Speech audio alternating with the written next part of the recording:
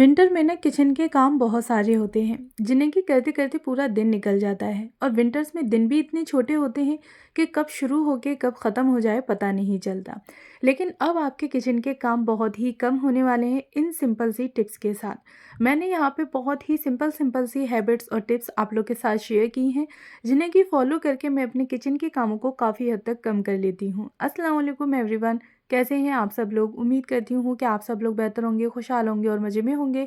अल्हम्दुलिल्लाह हम लोग भी सभी बेहतर हैं। स्टेप है कि किचन में ना चॉपिंग वगैरह के लिए आप लोग इस तरह से चॉपर रख सकते हैं। इससे ना हमारी चॉपिंग काफ़ी हद तक कम हो जाती है, क्योंकि अगर हम लोग ऐसे ही नाइफ से करेंगे तो वहाँ पे हमारा बहुत सारा टाइम जाता है। लेकिन जब हमारे पास कोई चीज़ होती है यानी कि चॉपर वगैरह होते हैं तो वहाँ पे हम काफ़ी जल्दी ही और काफ़ी ईजीली कम वक्त में अपनी चॉपिंग वगैरह जल्दी से कर लेते हैं। स्टेप आती है कि आप लोग खाने में कुछ ऐसा रखें जिसमें कि आप 2 टाइम की कुकिंग को एडजस्ट कर सकें।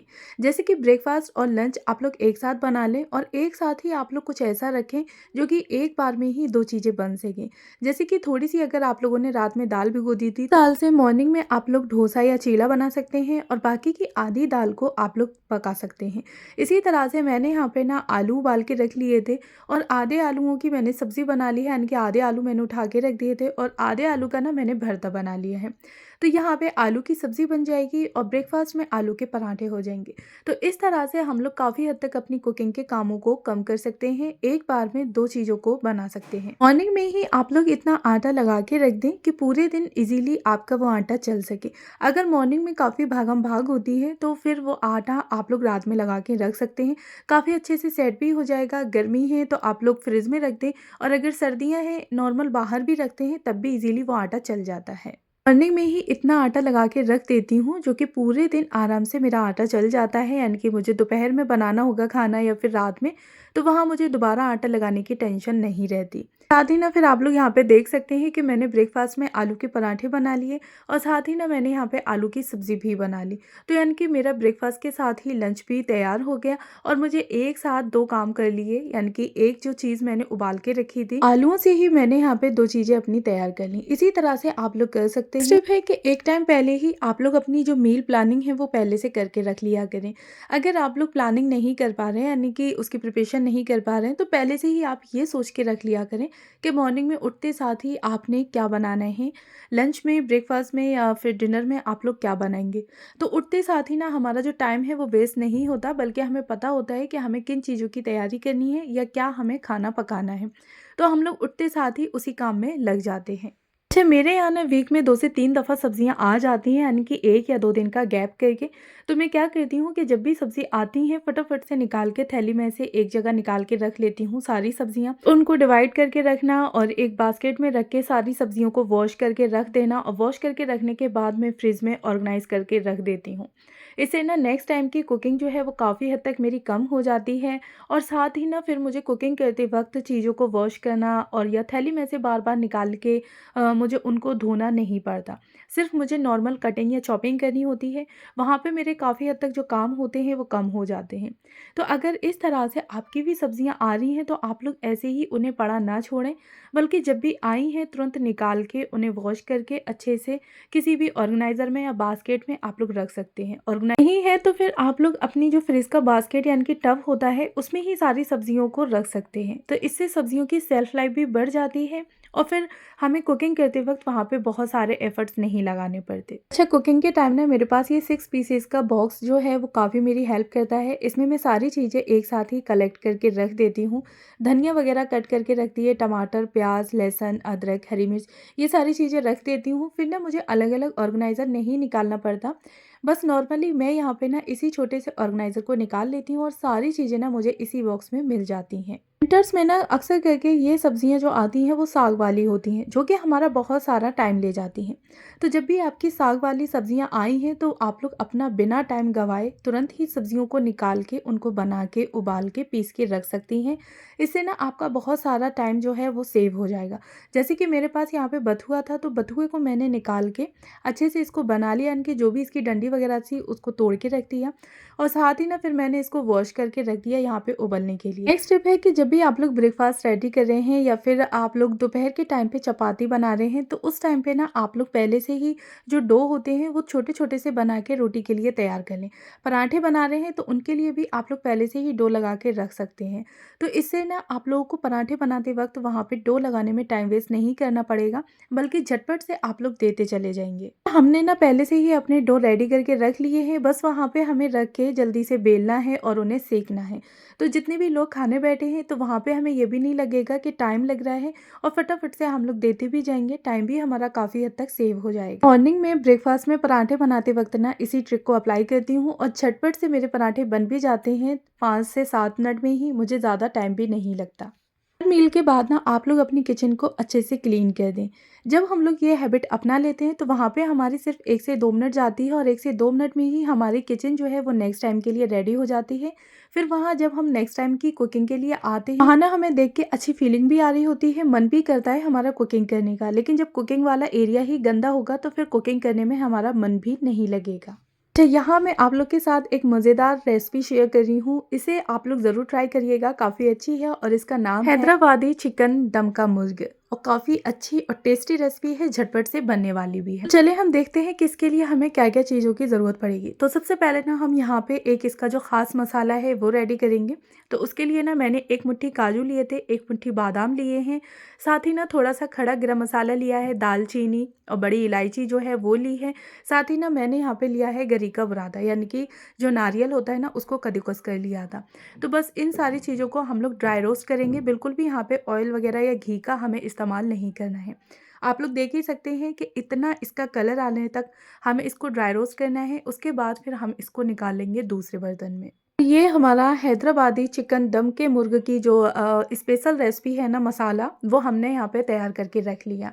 अच्छा, इसके बाद फिर हम इस मसाले को ग्राइंड करेंगे ठंडा करने पर। तो इसको ना आपने पानी के साथ ग्राइंड नहीं करना है, थोड़ा-सा यहाँ पे दूध जाएगा, दूध के साथ आप इसको ग्राइंड कर लें, यानी कि एक अच्छा-सा इसका फाइन पेस्ट बना लें। बारी आती है जो हमने अनियन काट के रखी थी, तो उसको हम फ्राई कर लेंगे और फ्राई आपने एकदम से डार्क ब्राउन करना है। तो यहाँ पे मैंने ऑयल डाल के रख लिया था और प्याज को ना मैं यहाँ पे डार्क ब्राउन कर लूँगी। उसके बाद ना फिर हमें इस प्याज को निकाल के रख देना है। चिकन को मैंने पहले से ही वॉश करके रख लिया था। तो बस यहाँ पे मैंने ना अपना हाफ़ केजी चिकन लिया है। तो चिकन के साथ अब यहाँ पे हमने जो भी मसाले तैयार किए हैं वो हम इसमें डालते चले जाएँगे।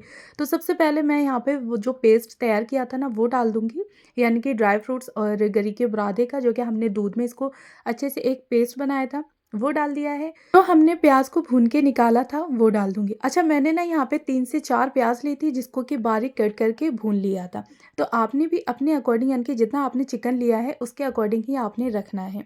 तो प्याज मैंने सारी इसमें डाल दी है। साथ ही ना फिर यहाँ पे खूब सारे कटे हुए धनिये जाएँगे और हरी मिर्च। 4 से 5 मैंने हरी मिर्ची ली थी जो कि थोड़ी-सी लंबी-लंबी कट की है, वो डाल दी। अच्छा, अब हम इसमें डालेंगे अपने जो भी बेसिक मसाले हैं। तो यहाँ पे मैंने लाल मिर्ची पाउडर डाला है, हल्दी, धनिये, ये दोनों यानी कि तीनों पाउडर हमने यहाँ पे डाल देने हैं। अच्छा, साथ ही ना फिर अगर आपके पास शाही ज़ीरा है तो वो भी आपने इसमें ऐड करना है। नॉर्मल जो वैसा गरम मसाला था यानी कि खड़ा, तो वो हमने ड्राई रोस्ट करके इसमें डाला है।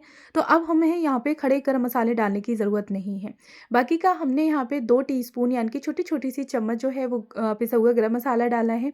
2 टेबल स्पून मैंने यहाँ पे जिंजर गार्लिक का पेस्ट डाला है। अब मैं यहाँ पे ऐड कर दूँगी दही। तो 1 कटोरी लगभग मैंने यहाँ पे दही ऐड किया है।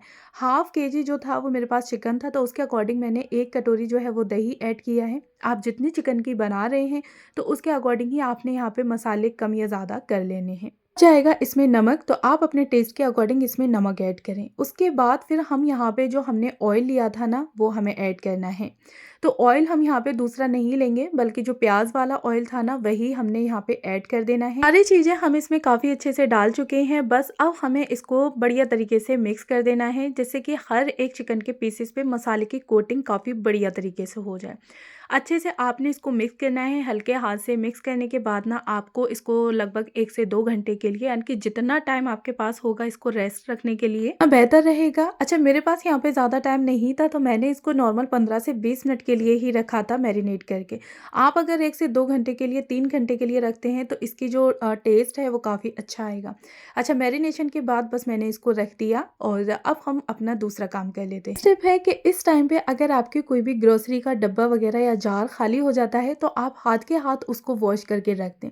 आप लोग ना डीप क्लीनिंग का टाइम या डीप क्लीनिंग का इंतज़ार ना करें। नहीं भी आपको 1 या 2 जार खाली दिख रहे हैं तो उसी टाइम पे ही आप उसको वॉश करके रख दें, तो नेक्स्ट टाइम के लिए आपकी जो डीप क्लीनिंग है वो काफ़ी हद तक कम होने वाली है। मैं इसी ट्रिक को फॉलो करती हूँ कि मुझे 2 से 3 जार जब भी खाली दिख रहे होते हैं तो मैं उनको रिफ़िल करने से पहले वॉश करके रख लेती हूँ। स्टेप है कि जब भी आप लोग दाल वगैरह भर रहे हैं यानी कि जार में रिफ़िल कर रहे हैं तो उसमें ना अगर पुरानी आपकी दाल बची हुई है तो आप उसको पहले ऊपर निकाल लें और उसके बाद फिर आप उसमें नई दाल को रिफ़िल करें। अच्छा, फिर आपकी जो भी बची हुई दाल है ना वो आप लोग ऊपर से डाल सकते हैं, तो इससे ना दालों में कीड़े वगैरह लगने का डर नहीं रहेगा, क्योंकि वहाँ पे आप लोगों ने जो पुरानी दाल थी वो ऊपर डाल दी है, तो जब भी आप लोग उसको बनाएंगे पकाएंगे तो वो ऊपर की दाल आपकी निकल आएगी।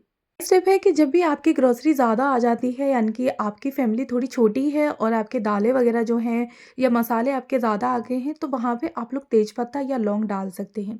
तो इससे ना काफ़ी हद तक हमारी चीज़ों की सेफ्टी बढ़ जाती है, कीड़े लगने का डर नहीं रहता, क्योंकि वहाँ पे हमने तेज़पत्ता या फिर लौंगे वगैरह ऐड कर दी हैं, तो इससे दालों की या जो भी मसाले हैं उनकी सेल्फ लाइफ बढ़ जाती है। चीज़ों को ना यूज़ करने के बाद आप लोग वापस उसी की जगह पे रख दें, इससे ना काफ़ी हद तक हमारी किचन जो है वो सिमटी हुई रहती है और बाद के लिए ना हमारी क्लीनिंग कम हो जाती है।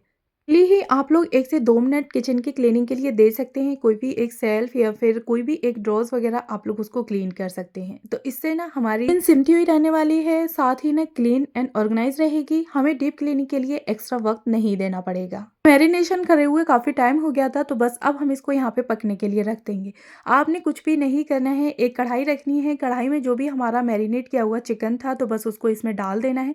बिल्कुल लो फ्लेम पे आपको 10 से 15 मिनट के लिए इसको रख के छोड़ देना है। इनके टाइम को सेव करने के लिए आप लोग जिंजर गार्लिक का पेस्ट जो है वो पहले से ही रेडी करके रख सकते हैं। इससे ना आपका काफ़ी हद तक टाइम जो है सेव हो जाएगा, साथ ही आपके एनर्जी भी सेव होगी, क्योंकि आपने जिंजर गार्लिक का पेस्ट पहले से ही रेडी करके रखा है। तो बस झटपट से आपने फ्रिज में से निकालना है और उसको यूज़ कर लेना है। अच्छा, मार्केट में भी जिंजर गार्लिक के पेस्ट आते हैं तो आप लोग वहाँ से भी परचेज़ कर सकते हैं, बट मैं घर पे ही फ्रेश बना के रेडी कर लेती हूँ, जो कि लगभग 8 से 10 दिन के लिए चल जाता है। कोई भी आपकी पत्तेदार सब्जी है तो आप उसको पहले से ही बना के रख लें। अगर आपको उबाल के रखनी है यानी कि सरसों का साग वगैरह बनाना है तो आप उसको उबाल के और पीस के फ्रिज में रख दें, और नेक्स्ट टाइम जब भी आपने कुकिंग करनी है तो बस झटपट से निकाल के आप वहाँ पे कुकिंग कर सकते हैं। तो यहाँ पे मैंने बथुए को उबाल लिया था, जब वो ठंडा हो गया तो इसको अच्छे से पीस के मैंने रख दिया, और नेक्स्ट टाइम के लिए मैं ब्रेकफास्ट या कुछ भी रेडी करूँगी ना तो बस इजीली मुझे निकाल के बना लेना है। यहाँ ना लगभग 10 मिनट हो गए थे चिकन को रखे हुए लो फ्लेम पे, तो बस मैंने यहाँ पे इसको चेक किया है। तो इसको पकाने में लगभग हमें 20 से 25 मिनट या 30 मिनट भी लग सकते हैं। लो फ्लेम पे ही पकाना है, फ्लेम को बिल्कुल भी आपने हाई नहीं करना। साथ ही ना फिर बिल्कुल भी आपने इसमें पानी वगैरह नहीं डालना है, जो भी मसाला था वो आप अच्छे से इसमें ही डाल दें।